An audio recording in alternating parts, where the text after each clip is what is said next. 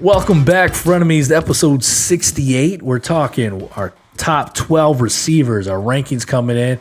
I'm the host here, Chris, to my left. I am on the left. And to my right, we got Sean, the commish. And we're diving into this receiver rankings. But before we do, I wanted to shout out. We did a great thing this past weekend. So shout out to all of our Dynasty League guys that joined our league.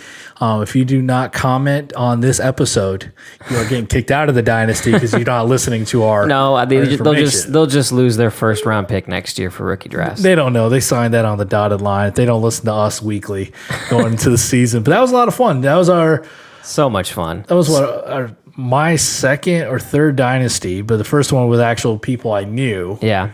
And a startup. Yep. And what was your biggest takeaway from the Dynasty? Well, I'm gonna say that we'll call that a tease because I think we're gonna do an episode. The next couple weeks here. We'll do an episode and kind of recap everything. So yes, Commish here put it all together. Shout out to Tim, the Dr. Tim James. Really those two really put it together with the league. But yeah, we'll put a little episode talking about the odds and ends and the things that we went through with our startup of our Dynasty. It was fun. Yeah, but let's jump right into our wide receiver rankings here. Commish, Sean, I'm going to let you talk about the tiers. You tiered out your guys. I think there's a consensus number one. Yeah, I don't think we need to spend much time here. It's very obviously for everyone, Michael Thomas. I mean, he just was so far and away. It's like Christian McCaffrey, basically, at wide receiver. Like, so far and away above everybody else. Still has Drew Brees. Mm-hmm. So I don't think there's much argument here. No, I think he can even do greater, which is even crazier to think. He didn't have Drew Brees for like 4 or 5 games there, right? I think his numbers won't change because of Emmanuel Sanders coming over. I think it's only going to get better because the coverage is going to change. Yeah. So the only possible regression I see is the passing offense scored a lot more touchdowns this year than the year previous, whereas the 2 previous years, they kind of swapped with Kamara. You kind of saw that Kamara was way down on touchdowns. They usually score a lot of rushing touchdowns. They didn't last year. That kind of swung back to the passing. So if that swings back the other way, Kamara is back up at 15 to 18 touchdowns or something, then I could see Michael Thomas being more what he was before, which was an extremely consistent guy, especially in PPR, that didn't quite give you all those super boom games, which now he's consistent and does boom. It's tough to have receivers hit the double digits in touchdowns. Yeah. Michael Thomas had 9 last year, but you're crazy. Almost 150 catches. It's ridiculous. Yeah. So that won't go away. PPR, he's a PPR stud.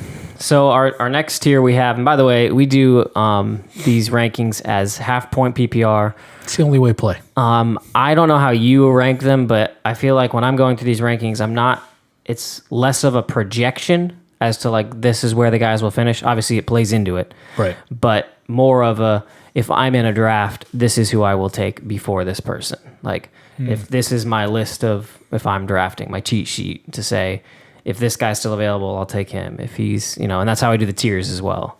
Yeah, I split up in kind of 2 groups before I tier it out. Mm-hmm. I look up, especially even on the top 12, because even in the top 12, there's 2 groups for me. There's the no-brainers.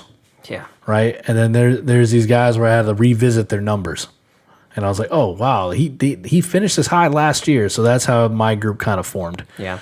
Before I did that. But our next tier 2, you got Julio Jones, Devontae Adams, and Tyreek Hill in that order. Yep. And I think, would you say pretty much your tier 2 as well? I know you have them in a little different order, but yes. Although you have Hopkins, would you put Hopkins in that tier? Yeah. So and then next for you, spoiler alert, Godwin, is he not in that tier? Is he in the He's not tier? in that tier. He's the start of the next tier. He's start of the next tier. So tier 2 has 4 receivers for me. Okay. Traditionally, DeAndre would be up there without a doubt. So are you thinking there's a regression with the new quarterback, new offense? So this is really where that comes in, where I said this is who I would take, not what I would project. Right. If I was projecting, I probably would put Hopkins closer to where you have him ranked. You'll see I have him actually even 3 or 4 receivers further down than this in my next tier. But it's more of when receivers change teams the first year, it's almost never going to replicate or get as much production as you did before. It just is. There's something to that, getting with a quarterback and kind of getting that mind meld. And I just don't think the beginning of the season that's going to be so easy. The other thing is, everyone this is, to me, the Cardinals are the new Browns. Like, you got to be cautious of that. Like, everyone is hyping them up to now be a top 5 offense because Cliff Kingsbury is now getting his second year with Kyler Murray, and they're just going to, do what they were supposed to do the first time, but they didn't. So I just have a little reservation with that. There's also 2 other great wide receivers there in Larry Fitzgerald and Christian Kirk. A little more competition than there was on the Texans. And I think the quarterback thing is not quite as what it is, but it's just the offense as a whole and the switching teams to me is why I don't have him up so high. Yeah, we'll talk more when we get down to that 7 of why. Well, I'll say it now. I got him higher up here at my 4 because I think the touchdowns will be there. I think the catches will be down. Okay. But where did the Cardinals hurt last year? Red zone offense. Yeah, they couldn't score in the red zone. Right? So Between the 20s, they were great.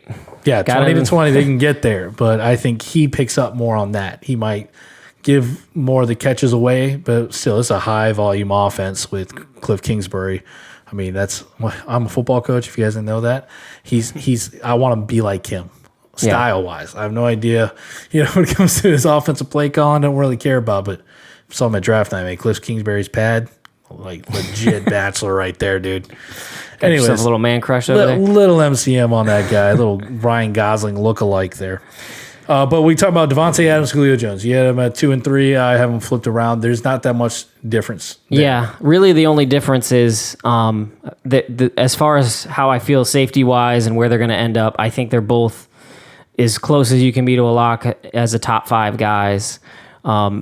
The difference in the two is I think Julio's a little safer just because he depends more on yards and catches. Devontae Adams is big on the touchdown department. Yeah. I do foresee a revenge year for Aaron Rodgers. I know it's crazy to say when they made the championship game, but with everything that's happened this offseason, the Jordan Love, I just feel like he's going to come out here and torch the earth before he then goes to like the Raiders or something. Yeah, and Adams had an injury year last year. Yeah. His numbers were still pretty good. He had 83 catches and just under 1,000 yards. He was fantastic. Missing how many games he had. I don't fault anybody for taking Adams too. He'll be the touchdown monster. Like I said, I think they're going to have more passing touchdowns this year. But I just felt a little safer with Julio. This is also in redraft. If I was in a dynasty, obviously, I think Julio's maybe only got 3 or 4 years left of his prime. Still a lot for that. He's a Hall of Famer in my book. Yeah. And then Tyreek Hill was the only other one in this group. He's a little more volatile. To me, injury concern is the biggest thing with him. Yeah. I was concerned about it last year. I'm probably going to keep him in our league, which scares me to death. But because he's with Patrick Mahomes and he is basically uncoverable, you can't not put him in this tier because if he stays healthy for 16 games, I would probably after Michael Thomas, I would put money on him. If you just said everybody played 16, I'd put money on him to be the 2. In a PPR format, you would? Because I can't remember a lot. Even in half point. Maybe full point, it might not be quite there because you're right, he's not quite the reception monster. Like, I don't know, has he ever, I have to look back at it, but I know last year he didn't come close to it because of the injuries, but he's not a guy that can probably go over 90 catches. Yeah. I think somewhere in that 80 to 90 is, like I said, if he plays 16, I think he will get close to that 90. I mean, the funny thing about Tyreek Hill is like he might not get all the catches because any catch he goes, he's gone. He takes it to the house. That's the thing. I mean, he does in one catch what it takes 5 catches for most receivers to do. So it's a little different on that end. But you miss out on a half a point, but then you gain the extra 10 from the touchdown and 40 yards. Yeah, you even get from that end. So yeah, we agree on that. So you're tier 3. You want to list off those guys you have? Yeah, so tier 3, I got Kenny Golladay in this order. So Kenny Golladay, Chris Godwin, then DeAndre Hopkins, and Mike Evans. Golladay, to me, I think this might be a little higher than most people have him. It's not too crazy high, but I just am super bullish on that Matthew Stafford-led Lions passing offense. I don't know how they're going to be with running, and they've had some terrible rushing production. Maybe DeAndre Swift fixes that. Hopefully Kerryon Johnson for my sake, but I don't know if you got Detroit receivers on your side and you're watching a Lions game, you're like, stop giving the ball, handing the ball off. Their defense is terrible. They're going to be throwing the ball a lot. Yeah. Kenny Golladay was a freaking monster last year with terrible quarterback play. He was awesome. When you get Matthew Stafford in there, who is on pace to go over 5,000 yards, like we talked about in the quarterback episode, I think he's just a super solid guy that you can be pretty positive you're going to get a wide receiver 1 out of. Even if the worst case scenario happens besides him getting injured, but Matthew Stafford gets injured, we've seen he can still stay afloat. Yeah. No, I agree with you on that one. Chris Godwin, obviously, I love him. Why don't you talk about this guy? He's your my keeper. So hearing some news come out, I think Bruce Arians is smarter than this, but they're looking to try to do offense with 2 tight ends. I saw that. And that puts Godwin outside receiver. He takes a lot of his snaps and all of his damage in the slot. A lot of receivers are in the slot right now when it comes to high volume. But do you think that's going to affect his numbers being outside? I don't think they might. They call that base personnel, and I'll tell you, my base personnel when I coach is I formation. I'm not in I formation more than probably 20% of the time I play calls. That's what I was going to say. So you back off when a coach says that. I think that the NFL seems to actually be shifting a little bit more towards these 2 tight end sets, but the percentages are not as crazy you'd think. Like he's going to say that's going to be our main. So you're thinking it's got to be over 50%. I don't think when I did the research, it was like, I think the Eagles or something were in the 50s and they were the most and that's just by far. Protection. So I don't think that they get over even maybe that 30 to 40. Like they were closer to 20 last year. Maybe they bump up to 30 this year. I think he still gets a lot of slot work. The scare more for me is just the mouths to feed. When you've got Gronk, you've got Mike Evans, you've got Chris Godwin. They've drafted Tyler Johnson. OJ Howard is still there. And the thing that with Brady is he's never been a high passing, his passing totals are not usually ups in the league. He's had a few times that he has. Usually when he has weapons. Wes Welker. Yeah. Right? So now we're stepping Then he's getting over the 5,000 yard mark. But I just think that Arians is going to play a little more to Tom Brady's strength. I think he'll rip it more than he has in the past years of the Patriots because he has the weapons. But that, and I think everybody's pushed Mike Evans too far down just because they think Chris Godwin is the next Julian Edelman. Like they just think he comps better for that. And I don't think Brady plays that way. Brady plays who's open, who can get this touchdown, who can be the most efficient with this ball. And I think Mike Evans is a fantastic wide receiver and shouldn't be, it's like people are drafting Chris Godwin in like the first round and then Mike Evans falls to the third. And to me, that's just crazy. Yeah, they should be back-to-back rounds. I see something with Godwin elevating his game in the play action. If they're going double tight end, if they get that, rookie, was it Keyshawn Vaughn or Ronald Jones working down there in Tampa with him being on the outside, that's like what we call a 5 to 7 step drop. There's no way you're going to cover Chris Godwin that long. If he's running just a streaker down the field or running across, he's going to be open for Tom Brady. So that's a plus on the outside if he's working that way. But I'm not too worried about it. And I like where you put him here. Yeah. And let's talk Mike Evans because I don't have Mike Evans in my top 12. Oh, wow. So you kind of are that group that thinks that because Brady is now there won't be the downfield passing as much. He's kind of a low volume guy. That to me is what is good about him in the situation. If they're not, throwing the most in the league like they did last year, which got Jameis Winston to the most passing yards, I think that he can be more efficient with his numbers than Chris Godwin. Because even last year, looking back at his numbers here with Forever Throw Winston, he still had under 70 receptions. Yeah. He's never going to be, but he only had 8 touchdowns. Yeah. And so, like you said, with more mouths to feed, I was like, I'd rather take Godwin's upside and put Mike Evans down. Yeah, and I still think Godwin is the better pick, but I just think it's closer. And the other thing is just for the upside. Say one of these guys goes down, then that guy is probably a top 3 wide receiver the rest of the year. Yeah. And Mike Evans has Tom Brady. He is part of this offense, and I would say he's just as talented as Chris Godwin as a wide receiver. So that's why I think he needs to be a little closer and in this top 10 just for the potential ceiling. Mike Evans' ceiling is a top 3 wide receiver. Yeah, he's Whereas still a wide somebody receiver 1. To me, we're going to talk about later, like an Allen Robinson, I do not see that anywhere in the cards for him to be like a top 5 wide receiver. Right. So we're moving off that tier, with tier 3, going to tier 4.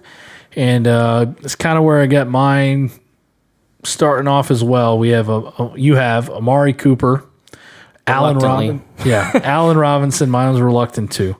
Odell, and then DJ Moore. Yes. Everybody's love. Yes. The next breakout. Everyone's loving that guy a ton. People are going to be picking him early. Yeah. He's going to be nowhere coming past the second round with all the hype that's going into August and redraft leagues when they're reading all the information and they see DJ Moore's name there. So let's talk about DJ Moore right now. I know we got some other we might guys talk there. about him a little bit later, so we won't go too deep, but I'll let you talk about him since I'll talk about him later. So you're looking at quarterback change. He still had a decent year with Kyle Allen. Yeah. Bridgewater throws in that short to intermediate routes at a high percentage, and that's where DJ Moore lives. Yep. He's not a stretcher, so that's why I like him. And I have him ranked as high as, where do I got? 10. But Amari Cooper. So I kind of went against my Breathe. own thing here, but I would probably draft Beckham, DJ Moore. Allen Robinson scares me a little bit just because of the quarterback situation, but I might draft those people over Amari Cooper, but I just can't deny this. I mean, Dak is his quarterback, who is fantastic. This Cowboys offense is going to be awesome. Now, the pressure, to me, the CeeDee Lamb thing doesn't really hurt him that much. It more takes the pressure off of him. Yeah. He's not really ever been the type that should receive the double coverage because of his, I don't know, he doesn't seem like a prototypical wide receiver one, like a Julio that can just take, no matter how many guys you put on him, he can get the ball. Yeah. So I think that attention away is going to help him. I'm just afraid of he's fragile. He's never made it through a season. It's always the excuse at the end of the season. He was injured. That's why his numbers went down. He played through it. Well, that can't keep happening. And then obviously the other thing that everybody talks about with him is the swing. I mean, he just has boom week, bust week, boom week, bust week. And I don't understand it. It doesn't make any sense. There's nothing we can do to figure it out, I think. But I think we have to accept it as something to keep in mind, though, because it's through his whole NFL career, that's what he's been. No. Yeah, I think his numbers stay on par from last season. Yeah. But it's weird because it's not consistent. It'll go 1 week here, just like you said, up and down. Let's talk Allen Robinson. That's another name some people reluctantly put up there, but a lot of guys are giving him. I mean, it's Trubisky and Foles are throwing the ball. Yeah, he's stuck in bad QB dungeon forever. Like no one questions the talent. It's Blake Bortles, Trubisky. Best thing for all of us. If I traded for Allen Robinson in our dynasty league, and I want Foles. It's not a great upgrade, but I was going to say somebody just who can consistently throw. I mean, he did great with Trubisky last year, almost 100 catches. Yeah, but man, those were some of the most contested balls. Man, everyone knew it was going straight to Allen Robinson. Yep. So I have him ranked as high as I put him in my 12. You had him at 10. I agree with it. But it's a weird offense to put that receiver up there. And it's because he's going to get the volume, even with the new additions. Yeah, I just think the talent is too good, and we've seen him do it with bad quarterbacks before. So he's just safe. I think the worst case scenario for him, he's wide receiver like 16 or 15, and you're not that upset with the fact that you got him as the wide receiver 10. Whereas some of these other guys are more volatile, like a Odell Beckham. His range of outcomes could be. He could be in the top 5, or he could be in the 30s again. So let's go ahead and talk about him. I'm scared of him, but I love the upside. Like, if he can return to form, if he really was injured last year, these receivers love saying that. They were fighting through an injury. Every football player is injured. It explains why they, It's hurt or injured. You know what I mean? Yep. And that's what you hear football players say. So what are you when you come in there? No one ever goes through healthy. So do you think Stefanski can help elevate those numbers for Odell this coming season? I think, I've been talking a lot about efficiency, but I think that it'll be more efficient numbers. I think there'll be better opportunities for touchdowns. I think the offense is going to run better because they're going to be run first. They've got beefed up that offensive line. So I don't think he's going to need the crazy volume because there'll still be Jarvis Landry there. That's another reason I think you have to bump him up a little bit. I've heard that Jarvis Landry's injury is a little more than we expected, and his return is not for sure at the beginning of this year. So if he's not there, then you start to get that target monster type of thing. So I think that it's less about Stefanski. It's about him getting healthy and the offense being better. Okay. Now I give that to you there. I mean, that's just one thing. that consistency is always a thing. But week in, week out, I want to know that Odell's going to get the ball. Yeah. Well, that was the issue last year. I mean, there was weeks that he had 2 receptions. I mean, I remember watching one of their games. I want to say it was against like the Bengals or something. And they were at the goal line. And they threw like 3 passes in a row to him for fade routes, and they could not complete the sucker. I was like, change it up. Why are you throwing fades with them? Like, he needs Eli again, man. yeah. So one guy that I have at 9, and you don't have in your top 12 at all, I'm in love with Cooper Kupp. Okay. I mean, sell me on Cooper Kupp because I have some rebuttals. So beginning of the season, amazing. Yeah, I think he was the wide receiver 1 through end of season. He showed kind of a little bit back up. Yeah. But it was effective. They had to change the offense for that run game to where the double tight ends are really hurting Cooper Kupp because they moved him outside. When he's in the slot, he's amazing. So I want to see what he comes in this year, but he's a red zone machine. And still crazy volatile year. For some reason, he had almost 98. He had 98 catches. Yeah. 10 touchdowns. Yep. So even if he is moving to a pure outside and they're playing Everett and Higbee inside of the tight end spots, I think his touchdown numbers will be there, and he's got to adapt. Yeah. That's a weapon that if I'm McVay in this offseason, watching that film, it's like, man, Kupp just disappeared. We had Robert Woods and Higbee to throw to. What happened to him on the outside? So they're going to set him up better, I think. Okay. To where we won't see the volatile things. But when he's healthy and out there, I mean, you look at him, he's not a huge receiver, but he's great in the end zone catches because he can find a spot and just sit in zones. Yeah, I mean, my concern with him is that bumping to the outside more often because I think that he is tailor-made for the slot. I don't think he is more like a Godwin or I'm completely blanking on, like a Thielen or Diggs. They kind of were interchangeable with those positions, whereas I think he is made to be in the slot. He's not somebody that, gets wide open on the outside, right? And I think that's what was hurting him. So I think, like you said, McVay will see that on film and say, we're not using Cooper Kupp to the most efficient level that we can. Right. The fear of what McVay is going to do, like that offense is going to be good at some point. He'll figure it out, but I don't know what it's going to be. And I don't think people that want to say the end of the season is telling you what it's going to be, and Higbee's going to be amazing, and Everett may even be amazing. I just think you don't know. Like, we don't know. I think whatever starts to work for McVay, he will make work. He's not a coach that's going to be stuck in his ways and he's not gonna keep force to his system. Yeah. He's going to see what works for the players he has, and then he's going to install that offense. And that's why I'm a little afraid to put him in that top 12 because I just don't know what that's going to be. It's like the absence of a Todd Gurley. You're looking at what's my best weapon. Yeah. And then Cooper Kupp, I think, is a better weapon than Robert Woods. And I think they can be Shut a your balanced. mouth. He's my dynasty man. It can be a balanced offensive attack. Yeah. But I think he looks at Cooper and says, man, that guy's a touchdown machine. I've got to start scheming things to where he is set up better. And as coaches, that's what we do. We got a player, like you said, he's not going to force the system, but he's also not going to force the ball in somebody's way. Yeah. If it ain't working, he's going to go elsewhere. So that goes, really our top 12. That goes our 4 tiers of quarterbacks. We'll probably post this somewhere. Wide receivers. Oh, yeah. Wow, quarterbacks, I say that. Wide receivers. I had Jared Goff on the mind thinking of Cooper Kupp.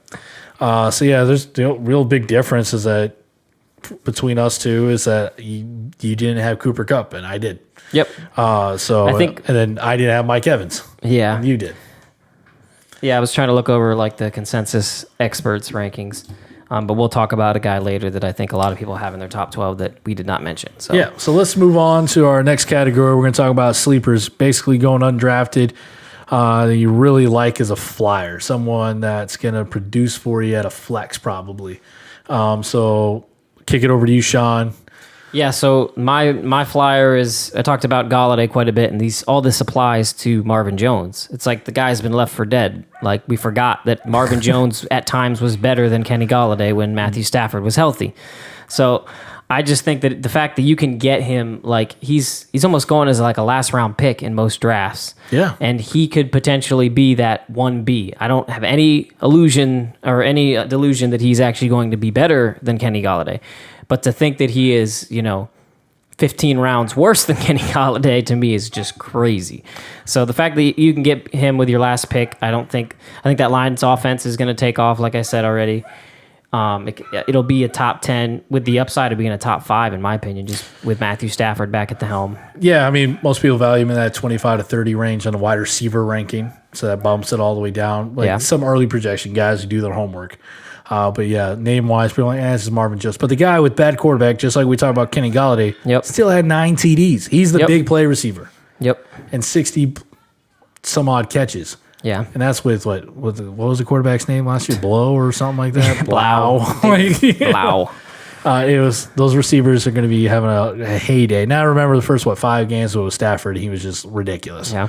So I'd like that sleeper pick, and he's someone that I'll be waiting on. I missed him in our dynasty. I'll probably do the same thing because I'll probably sit too far back. Yeah. Instead of selecting him. I like your boy Preston Williams. This is a combined sleeper. Yeah. This is a guy that, we talk about when we go to our redraft leagues and he's out there. Middle, late rounds, we're going to be eyeing each other in the war room. Yeah. Seeing who's going to bite the bullet first. Happened in our dynasty league. Somebody sniped him right before Chris, and I was going to take him 3 picks later. So, and then I traded for him, so he's mine. So he's falling down. Preston Williams is almost down to the wide receiver 50. Yeah.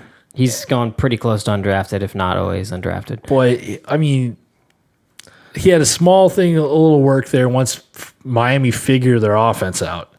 But when they were able to just kind of say, forget about it, we're not trying to tank, and they were just slinging the ball everywhere, he was having a great season.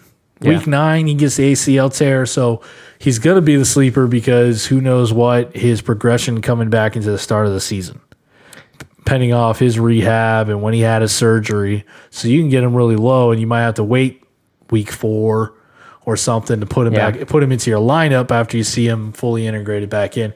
But yeah, this is a back end or undrafted pickup. Yeah, I think he's just you take your shot, man. Like you said, I don't quite agree that he's the alpha on the team as opposed to Devontae Parker, but it's not out of the realm of possibility for him to take that lead spot. He was demanding a lot of targets, and the reason that Devontae Parker and Gesicki took off in the second half of the year was partially due to the fact that there was no Preston Williams to kind of to take away some of those targets. So, yeah, I love the guy's talent. I mean, I'm a Dolphins fan, so I'm going to just have glowing remarks for this guy, but he had some character issues. That's why he fell in the draft. He really should have been in the draft. He was actually an undrafted free agent. Yeah. So yeah, he's a perfect sleeper flyer guy that you can pick up, and who knows, you're going to have a wide receiver 2 on your hands all of a sudden. I like him. I'm drafting him. All right, so next grouping here, we got our value breakout pick, someone undervalued with some big upside, huge upside here. I'll start off with this guy, Adam Thielen. It's maybe a homer pick, but I mean, I look back at his stats last year. He did not have a good year. No. He had an average start, and then he had this weird, I believe it was a hamstring injury. Just and nagging, he took forever to come back, and then he wasn't the same when he came back. He came back, injured it again, and then came back again, and he just didn't look like himself. I mean, before that, still had 6 touchdowns, still runs routes great. It was just, you can tell timing, separation wasn't there. Yeah. And honestly, they looked over and said, hey, we'll throw the ball to Diggs. Yep. And then the offense ran with with Cook. Yeah. And with the rookie receiver. Still will. Yes. As long as he doesn't hold out. Ooh, we'll talk about that next one with the please, Vikings, just give him the money. But I think he is the first mouth to feed in the passing game. And I think Thielen will be a lot of value that easily will be a wide receiver 2 on somebody's roster. Yeah. So that's my pick there. We talked about this guy. You still can't believe we're talking about him, but yeah, DJ Moore. I mean, I already mentioned how experts have him ranked as an easy wide receiver 1 everywhere, and he's going as wide receiver 18 in ADP right now. Yeah. Expect that to come up, like you said. He'll get the hype and he'll go up. He's in the 4th or 5th round. Really, to me, it's all about the floor. Like you kind of said, it plays into how Teddy Bridgewater is going to run that offense, and I think that his floor is like a wide receiver 2. That's the worst he'll end up. And then he's got that potential to be a top 8 guy. So to me, he's the perfect guy that if you miss out on some wide receiver talent and you're looking for a wide receiver 1 in that 3rd round, 4th round, if you're doing drafts now, Yeah. then you can pick him up and just feel real confident that, you've got a really good shot at a wide receiver 1, but worst comes to worst, he's a high-end wide receiver 2. I know. It's the name thing. Well, you mentioned the dynasty. His name just kept dropping past his ranking. Yeah. And it's just like, oh, it's DJ Moore. I mean, Teddy Bridgewater is an upgrade, but he's not like Peyton Manning going to Denver some years ago, and everyone's like, I got to get him because he's got Peyton Manning. It's like, oh, it's Teddy. Yeah. I'm not quite sure would go there.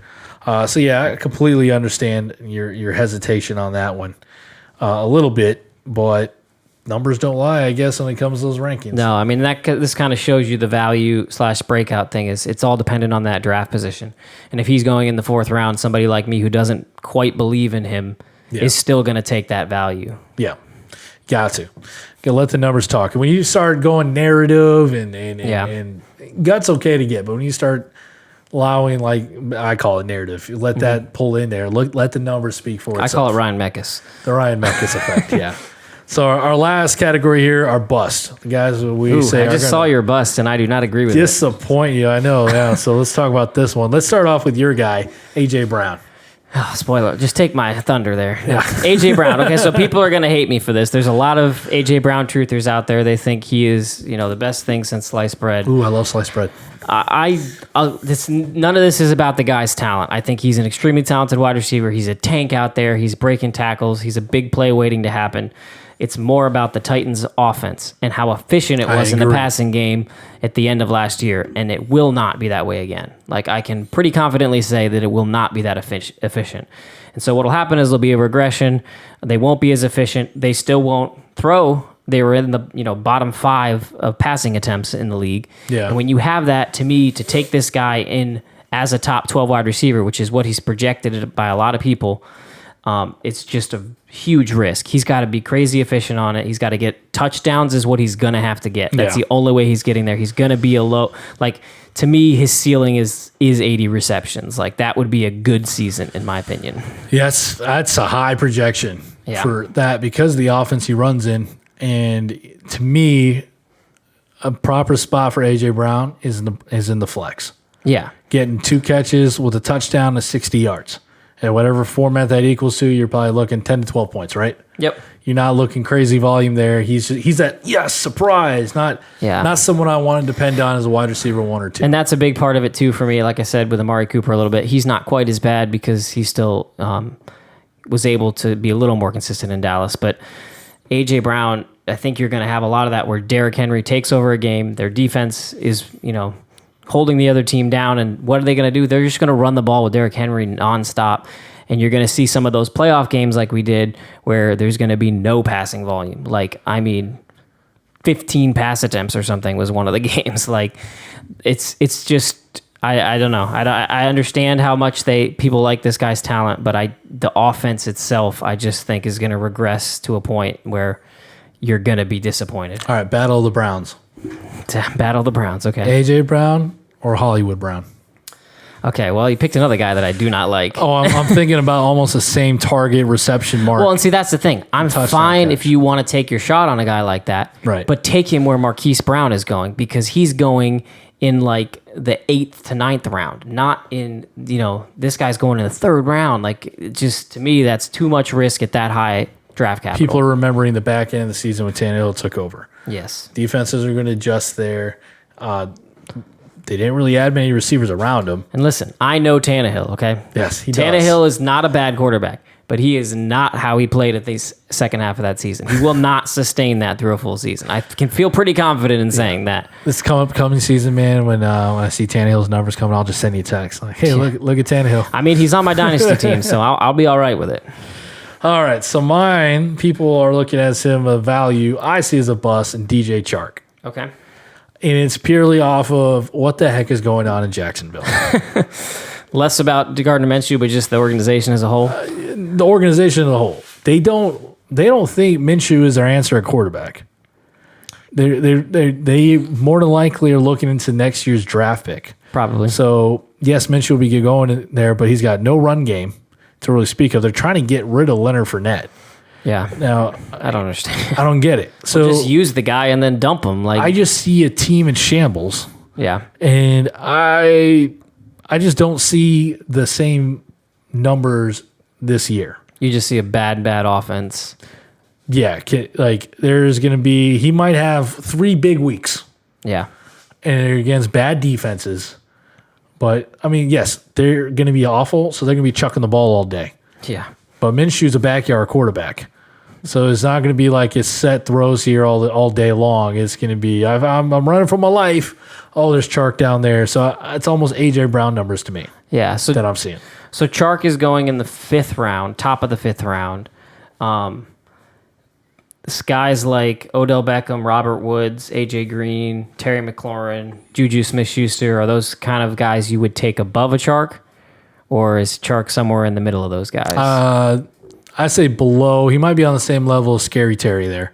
Okay. Because he's got the same thing going on. Right. And I benefited from, Terry last year, but it was hard with, I liked Case Keenum in there better than Haskins. And Juju, I think, is going to shoot up the board with a healthy Ben. Yeah. As a strong wide receiver, too. But so that's my odd take, because people are using DJ in a whole different storyline. I'm thinking. To me, in that 5th round, I think it's an okay place to take him. I think DJ Chark he at the beginning of last year, I think the first 8 weeks was almost a top 5 wide receiver. Like he was doing it with Gardner Minshew, who is now the quarterback. Yeah. He seemed to take a down tick when Nick Foles had a couple games in there. I know the organization's in shambles. I think they're going to be a bad team. Like you said, they're going to be catching up, so there should be a good amount of passing volume there. I love the gunslingerness of Minshew. I think that plays into what Chark does, not what into D.D. Westbrook does, or who is Laviscus Chenault that they drafted. Yeah, said it better than I would have. So I just think that he's a guy that we've seen what his floor is, and it wasn't that bad. It was about where he's going. So I guess we can agree to disagree on DJ Chark there. Yeah. But that wraps up our receiver segment here. Yep. Hopefully you don't mind our tier system and our top 12 wideouts there. Let us know if you completely disagree with Sean, because you guys agree with me. Yeah, I hope, Tim, you're listening, because you said you were going to tell me whether my advice was better than your brother's advice. So. Oh, Timmy? Oh, you bet. Oh, boy. Hold back your Christmas gift, man. Anyway, so come back with us. Our next episode are the running backs. Yes, the fun episode. The episode everybody wants to hear. Everybody wants to know the running backs. There's a lot of depth there to talk about. We might even go further than 12. I don't know. Yeah. And then right after this, hopefully this helps you guys get ready for your drafts. I mean, it's still the middle of June. These are early rankings that'll change, I'm sure. That will obviously change here. Anything else for our listeners before we tap out? I think that's it. Like I said, drop a comment. Just let us know what you're thinking. If you want any, special episodes for the offseason, we're open to ideas. So yeah, I ain't got nothing else to do right now. Yeah. All righty, man, guys. Thank you for listening. Like and subscribe, and deuces. Deuces.